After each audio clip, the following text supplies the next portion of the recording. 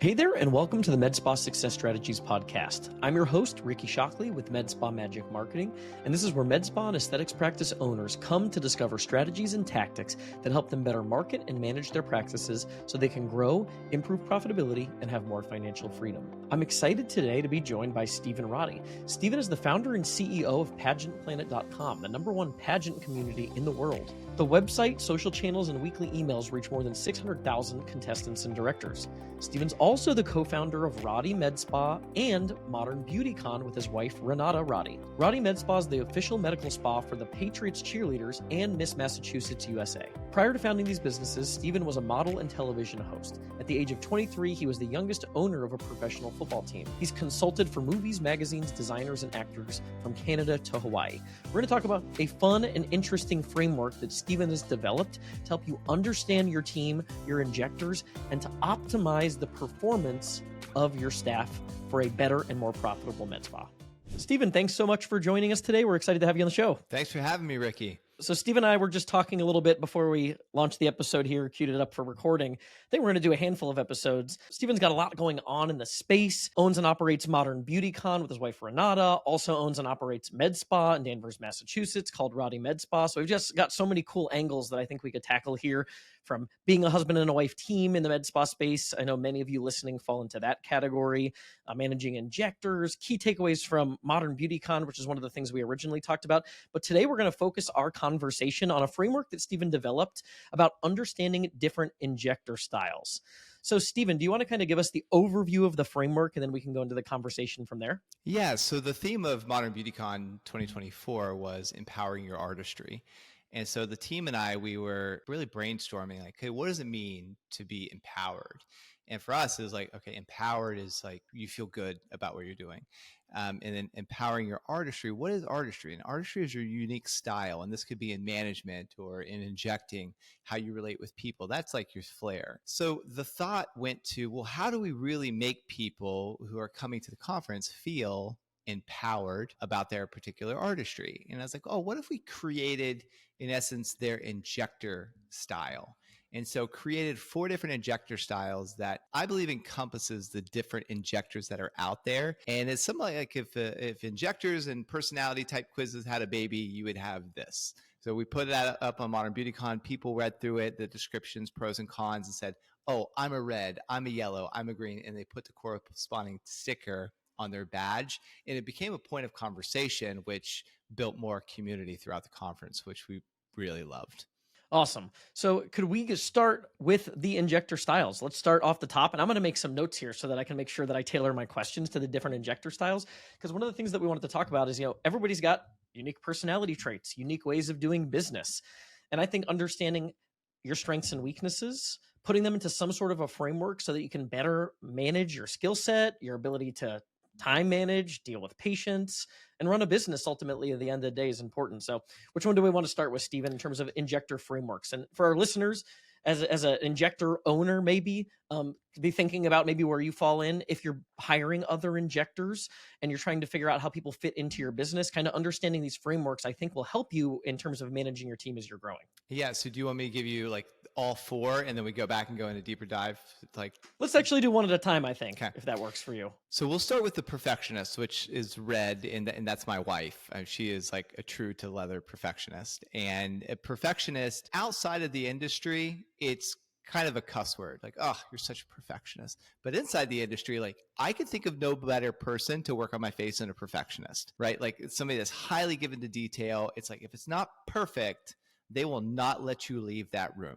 And they're looking at you from all the different angles. They're like, okay, let me do the light, how you look in the shadow, spinning you around the chair. Like, that's typical of a perfectionist.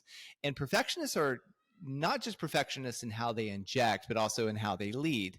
They want their spa to look perfect. They want their nails to be perfect. They want the outcome to be perfect. And they're really like leadership driven. And I would say one of the things that sets the perfectionist apart from the methodic, which is another style type, is where a methodic can get lost in the details and get analysis paralysis.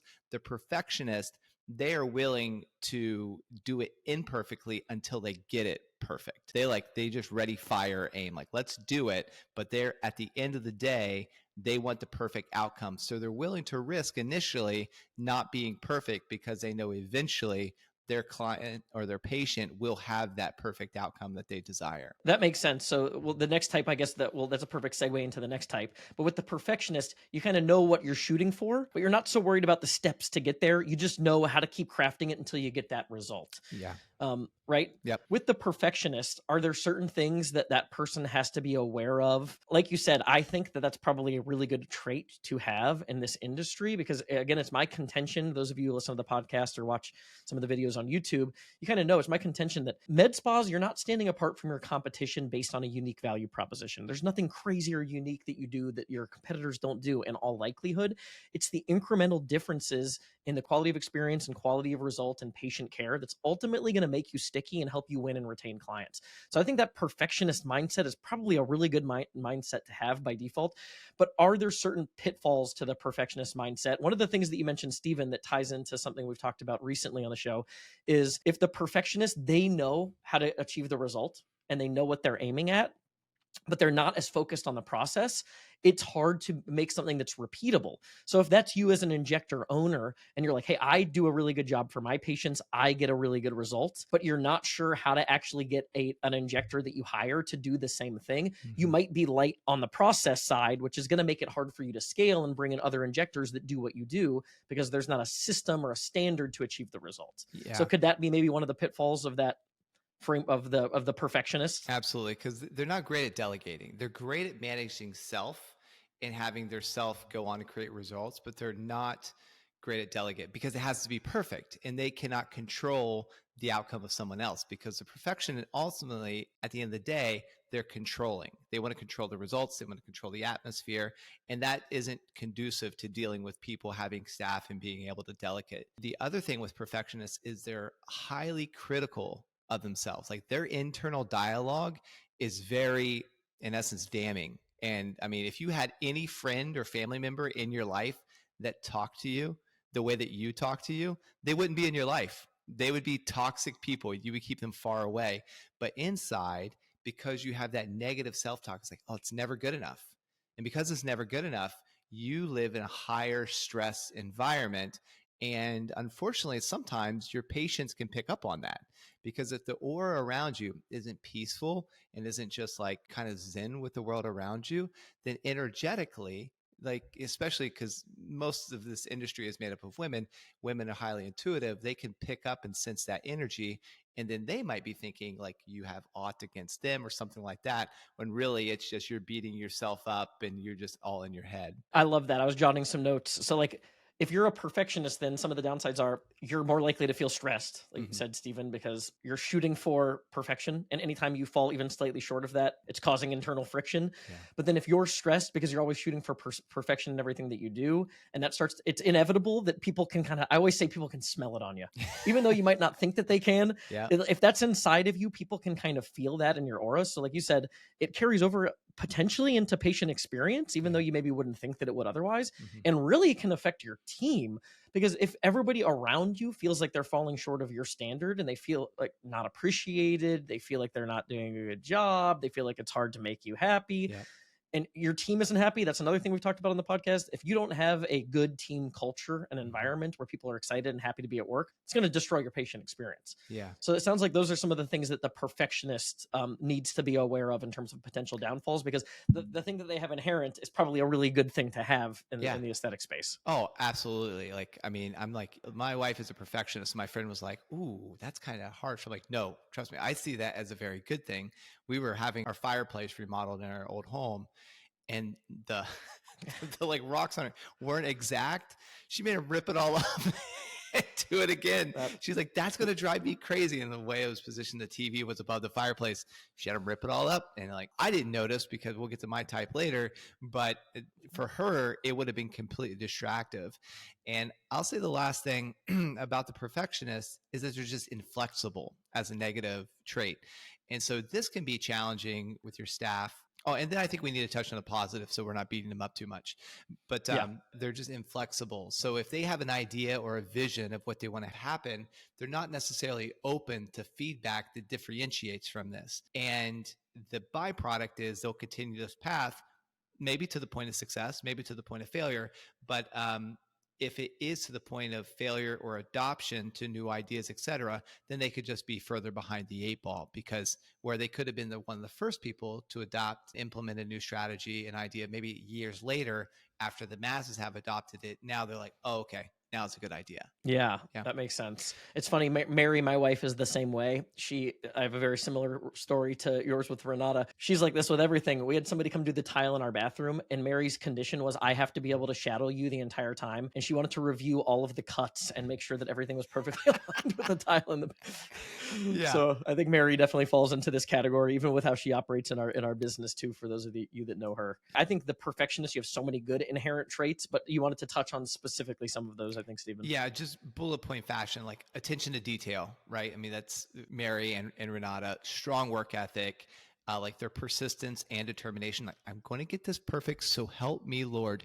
Like, this is going to happen. And they're reliable. Like, if perfectionist says, like, I'm going to be somewhere at 10:05, they're going to be there at 10:05 or earlier, because like they're perfectionists. I can't be late, right? I got to be there on time. And their professionalism, like they're not going to come across as sloppy, so that you can always trust them to do a really great job. So like if you have a perfectionist as an employee, like they are great staff. If you're a perfectionist and you're a leader, it's really great too, because you'll take that business and all around the customer experience and the customer outcomes will be perfect. Yeah, love that. Okay, segueing into the next type. All right, so the next type, let's do I don't want to say complete opposite, because both the perfectionist and the artist, they're very people driven. But the artist is like a typical artist. They're more creative, and they're the people that people love to be around. They kind of get excited over a one-car parade. They're just a good time. And like when you see them, it's just like they've never been a stranger. They've always been in your life. They're like, hey, what's up? And for me, like that's me. I'm an artist when I was doing the self-reflecting. And these kind of people, they resist structure, and they can learn, but their organic way of being is not to adhere to structure and to detail. If you ask me to proofread something, I skim it. I have to remind myself, like, I'm proofreading, focus, like, like that self-talk. Same. Yep. They're highly emotional. Now, whether they're showing that emotional external or internal, there's still a lot of emotions going on. And they're like, oh my gosh, best day ever. And next day is like, oh, I hate my job. This job stinks. It's all depending on the client and that interaction for the day, but they can be in the moment with that emotion.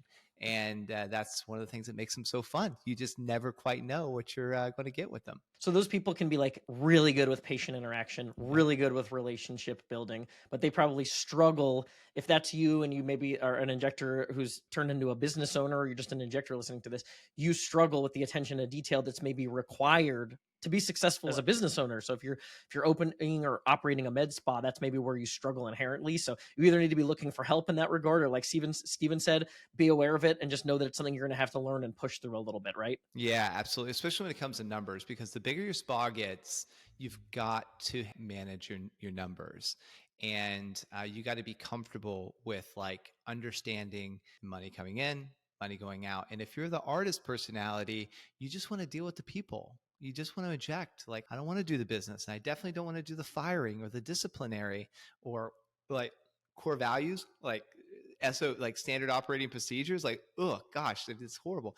Just come in, love me, let's talk back and forth, and then go about your way. And that lack of structure can cause them to struggle in leadership, and they can be tougher employees when it comes to implementing processes. Like, you tell the creative, the artist, that, hey, this is our process. They'll be like, yep, okay, got it, yeah, absolutely. And then they're a bit of a butterfly, so they'll go off and then they'll forget what they've committed to, or they'll forget the structure, and they'll forget to take the notes. They'll run behind on times because they're just so in the moment, having a good time with the patients whom they're serving. Yeah, I love that. I'm thinking like as a leader too, if you're in the position now where you're just maybe an owner, maybe you're not even injecting anymore, or maybe you are, but you've got other injectors on your team.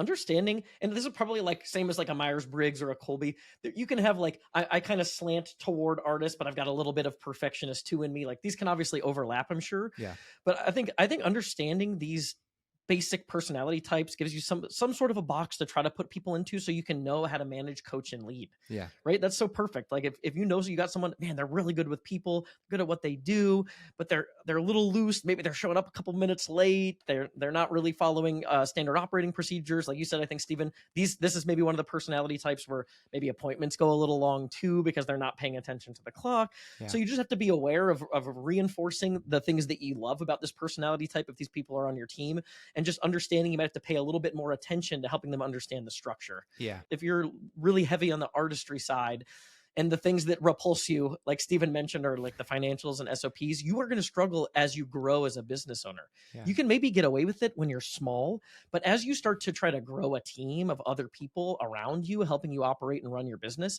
and you don't understand your financials, because when you were in a small space and you were the only person doing any of the work, money came in, money came out, and you knew that more was coming in that was going out at the end of the month, you're fine, but it becomes more complicated as you grow. So just being aware of that, I think, is critical. Yeah, totally. And the other thing about the artist is that one, inside the office or in with patients, is they have a tendency more to gossip than the other types, right? Because they just love people, and because people love them, they get stories, right? And they're like, oh, did you know what happened to Rebecca the other day? Well, let me tell you.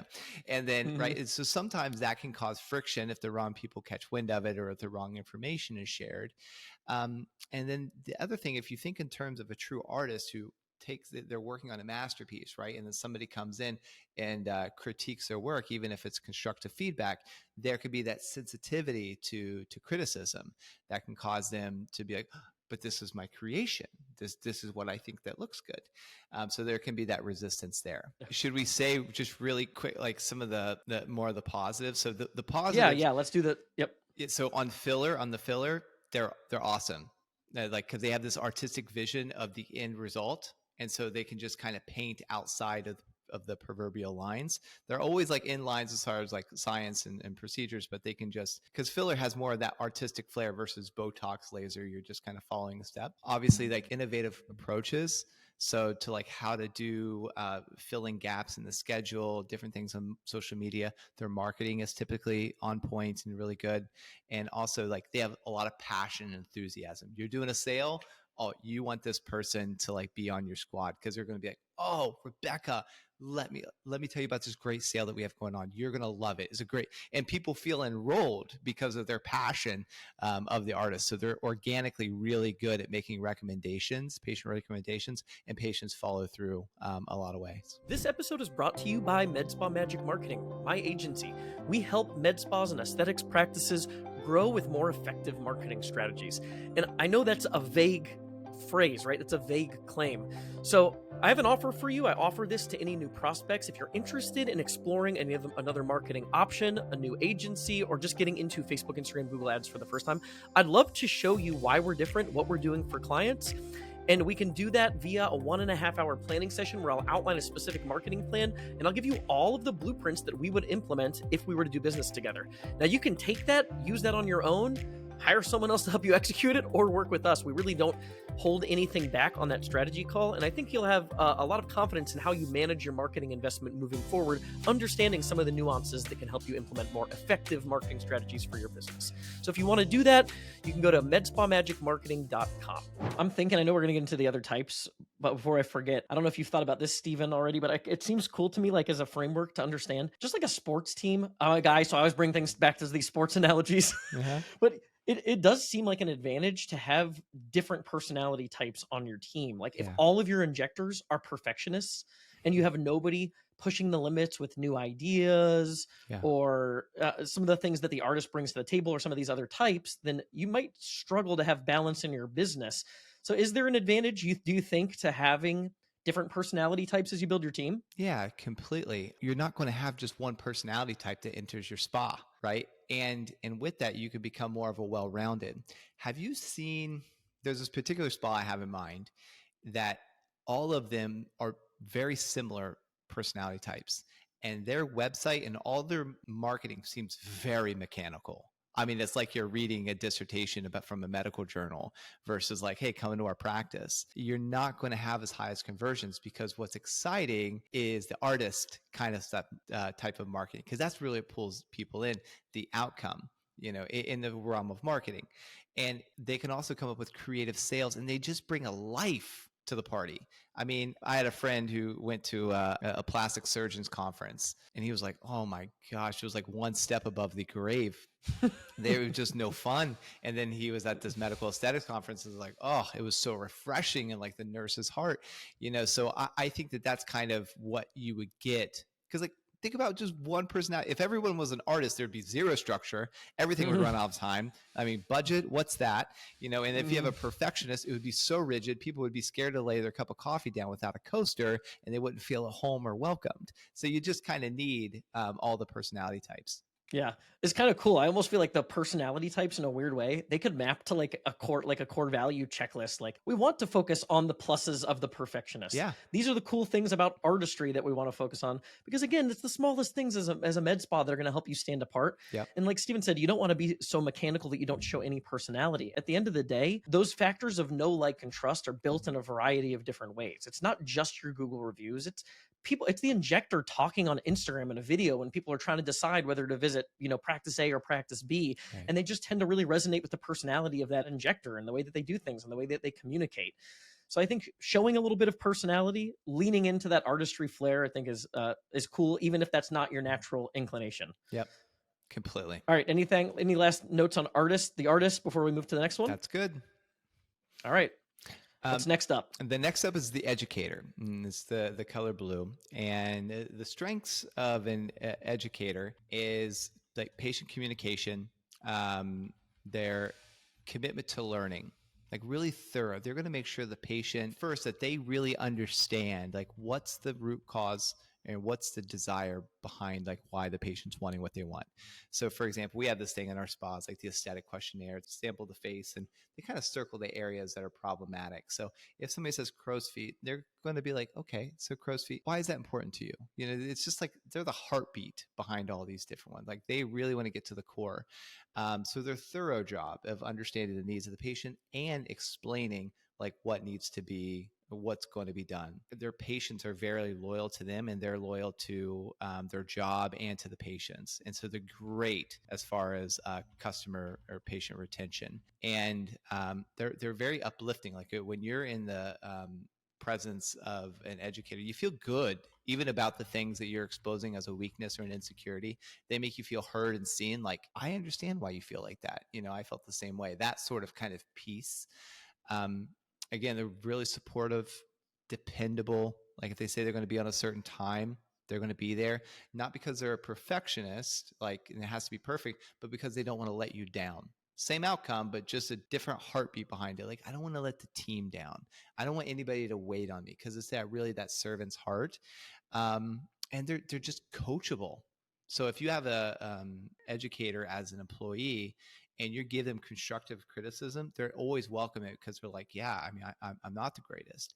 And that humility is what causes them to be both approachable by patients and just really coachable and a great employee. And if they're in a leadership role, it allows the staff to be able to approach them too. And the staff feels comfortable about giving feedback. So they're able to be flexible in what it is that is done. And they're also loyal to brands. So like an Allergan, or if they get an educator and they're like, oh, Allergan's been so good to me. They've invested so much in my training. I couldn't think of doing like Galderma. Like, I just don't want to hurt Allergan, this multi-billion-dollar company's feelings by going to this other brand, right? Very loyal, sometimes to a point of a fault. Is one of the downsides potentially to an educator that some of them maybe do lean, like you mentioned that plastic surgery conference, that they're so focused on like the knowledge and the procedures, they maybe lack sometimes in patient care, or in this categorization, not necessarily. It's really more of like an educator, like a teacher's heart type of thing, right? It's more of a teacher's heart. So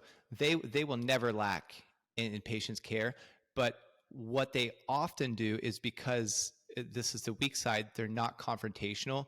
So if a patient's like, I only want 5 here, and it's like, you really should do 10. They're like, nope, give me 5. and they have a hard time pushing back against the patients and saying like, I'm the expert here. You came to see me. You need 11. We're doing 11 or you're walking, that sort of thing. They don't do that because they don't want to hurt the patient. They're like, oh, I didn't want to get a negative review. I didn't want to hurt the patient's feelings, or this is all they could afford. They're thinking about everybody, and like all the potential ways that they could offend or hurt the different ones. And so in cases like that, they don't basically assert their own authority. So they can have a servant mindset potentially to a fault, because they're like, I just want you to understand and you to get what you want. They don't necessarily sometimes have the confidence to push back and to coach the client on what they actually need, right? That's kind of maybe one of the potential downfalls of that categorization. They just hate confrontation. And that's important. Is like, we talk about sales and upselling and cross-selling, but ultimately at the end of the day, one of the things that I actually really love about this industry is people really care about the people that they're serving, which I think is really cool. Like there's so many businesses where you ask people why they got into it and they're just like, I don't know, it seemed like a way to make a buck, or it's just like, it was handed down to me from someone else, or it was just what my formal education dictated was the next step. Nobody opens a med spa because their formal education dictated that it was the next step, right? It wasn't like you went to med school, so now go open a med spa. No, like that's not what any sort of medical school is really telling you to do for the most part. And it's not like you had a parent or a family member that handed you down a business. So everybody that I work with, they love their patients. They love interacting with people. You talk to nurses that worked in the ER and now they get to work with people and have relationships with patients and do something that makes patients happy. They do have that heart of a servant, which I love. Yeah. But so you mentioned the potential downside is when it comes to sales. And again, sales should never be selling something that someone doesn't need. Mm-hmm. Sales, when it's done right, is educating your prospects well so that they get what ultimately is going to give them the best outcome. And that's maybe where this personality type lacks a little bit. So just to hit those positive checklists again, I know you did that already, but just to kind of recap the positive checklist on the educator. Yeah. Thorough patient loyalty. They've got that servant's heart. They're always going to do what's in the best of the patients. They're supportive, they're coachable, and that they have a lot of just loyalty. So even to your company, they're not going to be moonlighting other places unless they have explicit permission from you to do so. They're going to be on time, professional, those things. Awesome. Cool. All right. I think we have one more personality type, right, Stephen? Yep, we do.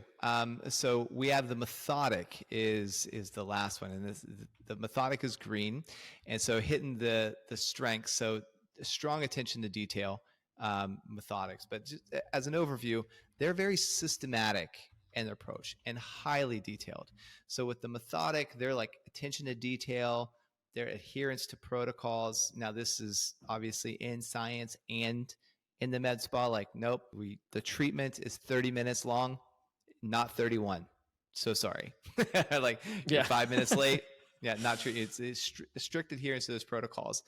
They take a very analytical approach. They're not going to interject their own opinions. If it's not science, if I don't have, then you're only going to hear what I know to be true and factual. Their problem-solving skills is great because they take a lot of the emotion out of it. So this is kind of more of the robotic of the different types, where they're just like, all right, what's the best way to solve the problem? I don't care who it hurts. It's just we got to solve this problem. And they, too, have a commitment to doing things perfect. And because it's like, this is the best way. They told me this is the desired outcome. I'm not going to stop until I get this desired outcome. So again, they're striving for that perfection, but with a different context, because like they're supposed to do it perfect every time. And that's the methodic. And then their technical expertise in all things that they take on is unmatched, because they'll pull out the instruction manual if they have to. They cross-examine the salesperson, but then they do that. And then their risk management, that's a strength, because they know when they take the anatomy courses and they know where the different risky areas are, and they will avoid them or just not treat altogether, because they're like, it's too risky. I'm not doing that. I'm not properly trained. So you need to go elsewhere. Yeah. I think this one, to me, it has the most extreme. It goes most extreme in terms of pros and potential cons. Yep. It's like almost that accountant, the person that's really good at finance, right? They're really good at following instructions. There are certain roles inside of your business where like it's hard to almost find these people, and when you do, they're amazing, because it's the opposite of you and me, Stephen. Yep. And it's in the proofreading sense. The proofreader, like you and I'm the same.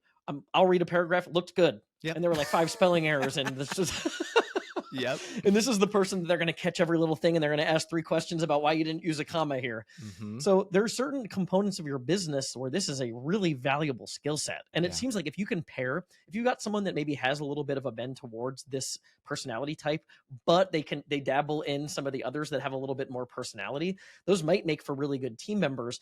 But these people, they might struggle, I'm assuming, with like patient connection, might get frustrated if there's any deviation from the plan. So if, you open the doors one day and things don't go perfectly the way that you had them scheduled and things are popping up, these people can tend to get frustrated because things aren't going according to plan, right? So Yeah. are those some of the downsides you think are associated with this personality type that you have to be aware of? Totally. I mean, they're not going to be your highest product mover, because like they're just going to be like, you need this. Yeah.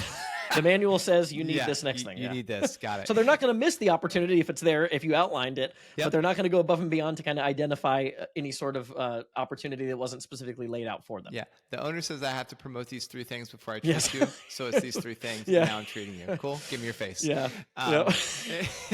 The other thing with them is, like, let's say the aesthetic questionnaire. So the patient will do this, this, and this, but the methodic is like, she didn't do anything about her lips. They'll be like, what about your lips? And from their mind, they can just be like, I'm here to help you, right? And this is, according to Allergan studies, patients are waiting for providers to actually bring up the different problematic areas, but it's the way they say it that sometimes it could be misconstrued. So they have no problem with telling you what's wrong with your face, but it's sometimes the language or just the flat approach at which they approach it can like land wrong on the patients, which can like hurt them. Yeah, what a delicate balance that is. We talked about that with Danielle White a few episodes back, and it was like there's a very delicate balance between trying to educate the patient to say, hey, these are some things. Hey, I know you came in asking about this, but explain to me what you're actually trying to achieve big picture, and then let's come up with a treatment plan. And identifying issues that person wasn't even aware of and now making them feel self-conscious. It's such a delicate balance to managing those conversations in the consult. Yeah.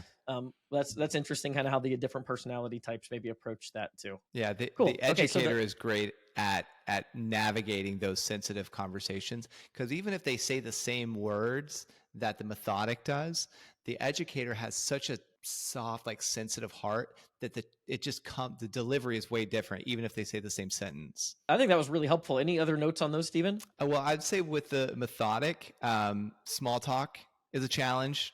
Like, I mean, like, have you ever tried to small talk with an accountant or a CPA? It's not normally great. They can sometimes come across as arrogant just because they just know a lot and they're just like so matter of fact. Difficulty with spontaneity. You don't want to like say, hey, we're going to do a flash sale on this particular prototype. It doesn't do great. And then they have also the tendency of analysis paralysis, because they get so in the weeds of the details about how it's done. Yeah. And they're like, okay, I don't have enough information. I don't feel comfortable promoting this yet. So I'm not even going to put it on my website until I perfect this, and then I'm going to do it, because they're so in the weeds. I will say that with this, if you put this personality type in leadership or over the office, what's going to be great about them is that everybody will be following the standard operating procedures, and there will be a consistent client experience. Every time a patient sees this, I mean, it'll be like so like methodic that they can know exactly what to expect. And every patient will get that same amount of treatment regardless of where they are, because they're very good at creating systems and then following those systems. This one is probably like the straight A student, maybe along with the educator, right? This person, Yeah. They're going to do everything exactly how it was supposed to be done. Yep. And obviously there are major advantages. So like if you're hiring somebody that you're like, wow, these people probably have really strong natural skill. Like they end up developing really good skill sets. They're really good at what they do. Yeah.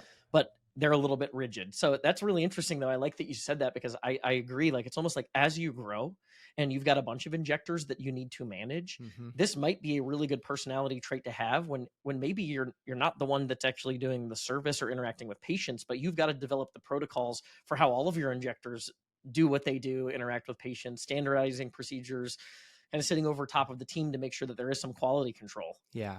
Completely. And I mean, the moral of the story was with all these different styles is that you can see that there is a need for a profitable, healthy med spa to have all different personality types.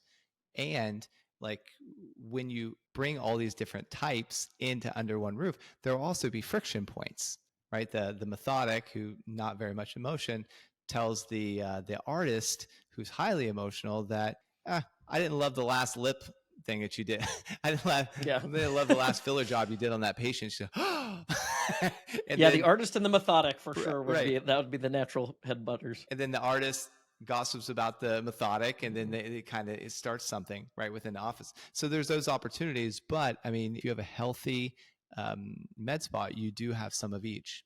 I love that. Now, everybody, don't go nicknaming all of your injectors after you listen to this episode with these nicknames going around the office. Stephen, I know this is a newer thing that you developed going into Modern Beauty Con this year, and I just wanted to real quick say something about Modern Beauty Con. For those of you who didn't attend, our team attended this year and heard nothing but great things. We had a great experience there, and I know, Stephen, the pre-sale tickets are going up, I think, soonish. For next year. Could you talk a little bit about Modern Beauty Con to close us out, and MB Club, and what's going on with MB Club here going into the end of 2024 and maybe into 2025? Yeah, so we did a conference special, and we actually sold a good amount of tickets for next year and then they'll be going back on sale sometime in November. We haven't landed on the exact date. Normally it's on the Tuesday after Black Friday, but this year that's so late, we're probably going to do it closer to Veterans Day, somewhere around there. Modern Beauty Con as a whole is a boutique conference. We're not going to ever be higher than 500 people, because that's what we feel like is the max of what keeping that boutique feel, so that we can lean into the education and give you the opportunity to like ask questions to speakers, like party with the speakers, like have one-on-one time with the vendors. So there's enough conferences out there that have like north of 1,000 or whatever. We don't want to be them because we have our reasons, and no judgment to them. They're doing a great job. We just found this to be better for us. And then for MB Club and the heartbeat, because the reason why Modern Beauty Con exists is to help you be a safer and more profitable injector. MB Club is the way that we can extend that out throughout the year. So rather than having multiple conferences throughout the United States, we created a community where you could come and you can ask your questions. And Renata and myself, we have access to all the experts who come speak at our conference and others in the industry, thankfully. So when you ask your questions, if the speaker isn't on there on the community and they don't see that question and give the answer, then we reach out to them via their cell phone and we're like, hey, how would you answer this? Or what have you done in this? And with all the different people that we speak to, we just know a lot and have a lot of information to give. So MB Club is an affordable way for you to get unlimited answers to your questions. So it's $1 for the first month, and then $39 a month after that, cancel anytime. And there's a bunch of pre-scripted courses in there that you can take to learn how to be safer and more profitable injector. For those listening in the car, Stephen, can you give the links? And I'll make sure for all of you listening, Modern Beauty Con, Modern Beauty Club will include all the links in the description of the video and the episode. But for those listening, website links? Yep, just modernbeautycon.com. And then the other is modernbeautycon.com/NB Club. Well, Stephen, thank you so much for joining us today. I think that was really valuable, tons of cool insights. Let us know how you felt about the episode in the comments below. And Stephen, we'll hopefully see you on another episode soon. I look forward to it, Ricky. Thanks for all you do. Thanks, everyone, for tuning in. This podcast is a production of Med Spa Magic Marketing. If your med spa or aesthetic practice is in need of digital marketing services, help with advertising on Facebook, Instagram, Google, lead generation, and booking more appointments, please visit medspamagicmarketing.com.